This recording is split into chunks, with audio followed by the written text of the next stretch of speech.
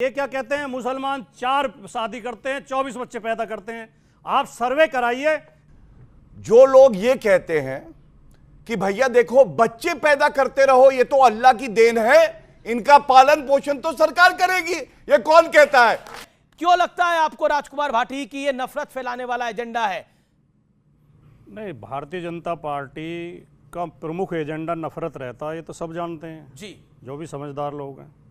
अब ये 2024 के लोकसभा चुनाव में भारतीय जनता पार्टी की जो सीटें कम हुई हैं, इनका जनाधार कम हुआ है, इनकी 63 सीटें कम हो गई भारत में लोकसभा में।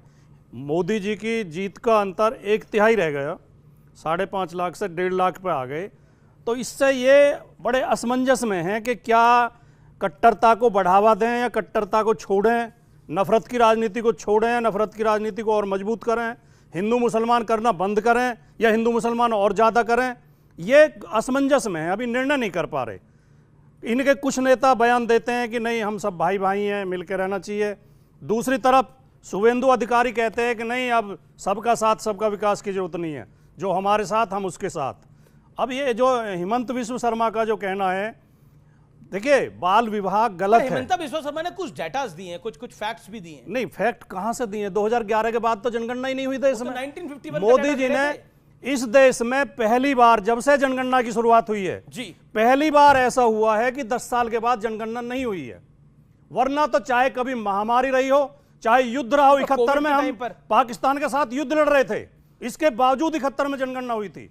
जनगणना कभी नहीं रोकी गई है। चलिए, पहली बार मोदी जी की सरकार ने नफरत वाला एजेंडा 1, 2, 3 कौन से नजर आ रहे हैं? जब हमारे पास जनगणना के आंकड़े ही नहीं है, हमें पता ही नहीं है किसकी आबादी घटी किसकी बढ़ी, तो हिमंत विश्व शर्मा के मन की कल्पना है, केवल इन्हें नफरत फैलानी है, इसलिए हम कह रहे हैं कि इनका नफरत का एजेंडा है।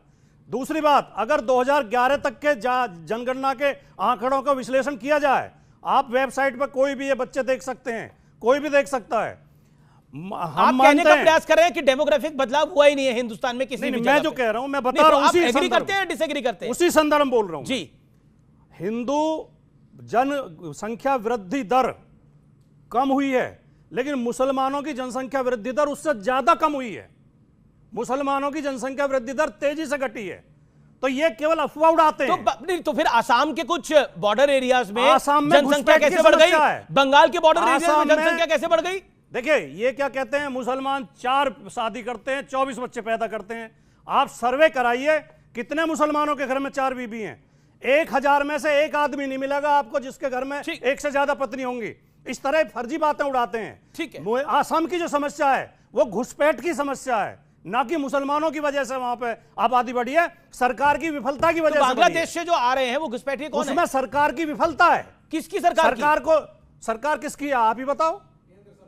मतलब आप कह रहे हैं 10 साल में सारी, एक सेकंड, आप कह रहे हैं ये 10 साल के अंदर सारी घुसपैठ हुई है। एक सेकंड, अब आपने एक बात को रखा, अब आप सुन लीजिए। आपने बोला, आप कह रहे हैं कि ये 10 साल में सारी घुसपैठ हुई है। मैं जवाब दे रहा हूं। दिल्ली के पुष्टा पे घुसपैठ किस समय की है बताइए? जो आप मैं बताऊंगा, मैं बताऊंगा, बता दे। जी जी, अब आपने 3 मिनट सीमाओं पर नहीं, आखिरी बात बोलना। जी जी जी, सीमाओं पर, सीमाओं की रक्षा करने की जिम्मेदारी केंद्र सरकार की होती है। बिल्कुल, अगर सीमा पार से लोग आ रहे हैं, ठीक है, तो उसकी जिम्मेदारी लेकिन अगर कोई 10 साल पहले से आ रहे हैं, ना तो मैं राइफल लेकर खड़ा हो सकता हूं, 1975-76 से आ रहे हैं, तो क्या करिएगा? गौरव भाटिया जी, मेरा प्रश्न प्रश्न बड़ा सीधा है। आप नफरत फैला रहे हैं और ये प्यार बढ़ा रहे हैं, और राहुल जी तो मोहब्बत की दुकान खोल के बैठे हैं। हाँ, देखिए यहाँ मेरे भाई बहन बंधु सब बैठे हैं। मैं शुरुआत करता हूँ, नफरत कौन फैला रहा है और प्यार कौन फैला रहा है और संविधान कौन जो है पालन कर रहा है। 3 बड़े मुद्दे पिछले 1 हफ्ता में आए, सप्ताह में, जो बड़े हैं, और मैं बड़े मुद्दों पे बता रहा हूं। पहला, आपने जनसंख्या नियंत्रण पे कहा। जो लोग ये कहते हैं कि भैया देखो बच्चे पैदा करते रहो, ये तो अल्लाह की देन है, इनका पालन पोषण तो सरकार करेगी, ये कौन कहता है? मैं बता रहा हूं। शफीकुर रहमान बर्क, समाजवादी पार्टी के सांसद, स्वर्गीय इज्जत से। क्या अखिलेश यादव में दम था? एक बार कहें भैया किस तरह का बयान दे रहे हो? बच्चे पैदा करेंगे, उनके उज्जवल भविष्य की चिंता कौन करेगा? मोदी जी करेंगे, योगी करेंगे, लेकिन आप क्या करोगे? बच्चे पैदा करोगे तो जनता इसे नकार देती है, पहली बात। दूसरी बात जो कहने जा रहा हूं वो ध्यान से सुनिएगा, कान खोल के। संविधान हाथ में पकड़ने से संविधान के अंदर क्या लिखा है ये नहीं पता चलता है।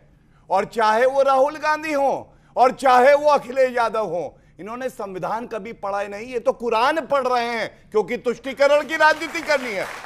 मुझे आप बताइए अमीर जी, मेरी तरफ देखिए, आपको याद है वो दौर, राजीव गांधी प्रधानमंत्री थे, सर्वोच्च न्यायालय का फैसला आया, सीआरपीसी क्रिमिनल प्रोसीजर कोड धारा 125 जो कि कहती है महिला को रोजगार भत्ता मिलेगा, वो मुस्लिम महिलाओं को भी मिलेगा।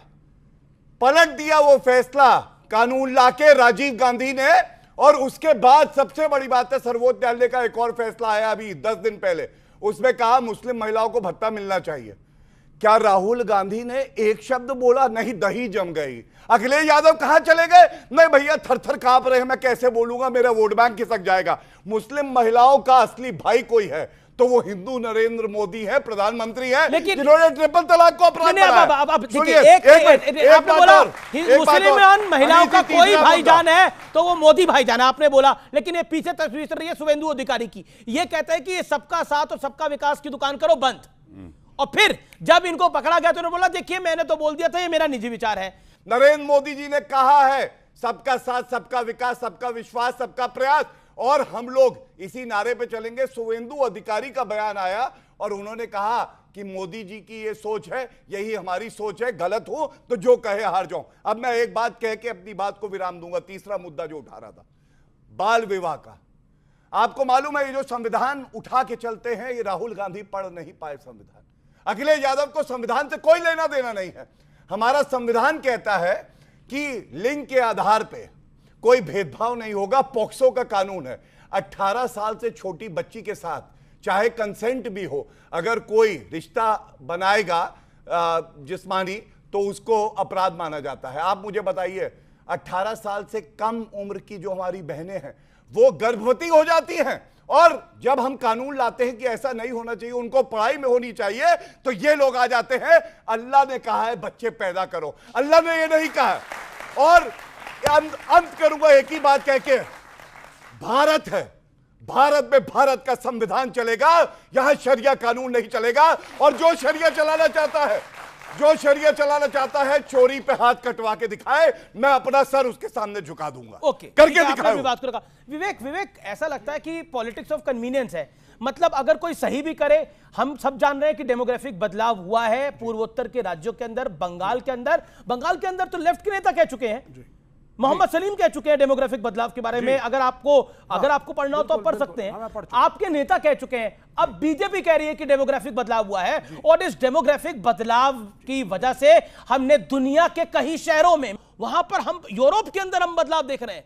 क्या आप चाहते हैं उस तरह का बदलाव भारत में हो? नहीं, देखिए बदलाव का क्या मतलब है? क्या हमें यह कहना चाहिए कि अगर एक पर्टिकुलर धर्म की आबादी बढ़ेगी तो ठीक है, दूसरे धर्म की आबादी इसी देश में बढ़ेगी तो गलत है? क्या हम ये कहना चाहते हैं? नहीं, हमारा संविधान कहता है कि सारे धर्म एक बराबर हैं, सारी जातियां एक बराबर हैं। पहली चीज, हेमंता शर्मा क्या कह रहे हैं? एक सेकंड, सॉरी सर, इंटरवीन करो, मैं करता नहीं हूं। हेमंता विश्व शर्मा कब कह रहे हैं? आप भली भांति समझ गए हैं, या तो आप अनजान बन रहे हैं या अनजान बना रहना चाहते हैं। हेमंता विश्व शर्मा कह रहे हैं 1951 में मुस्लिमों की आबादी 12% थी, आज 40% है। पॉइंट ये है सर।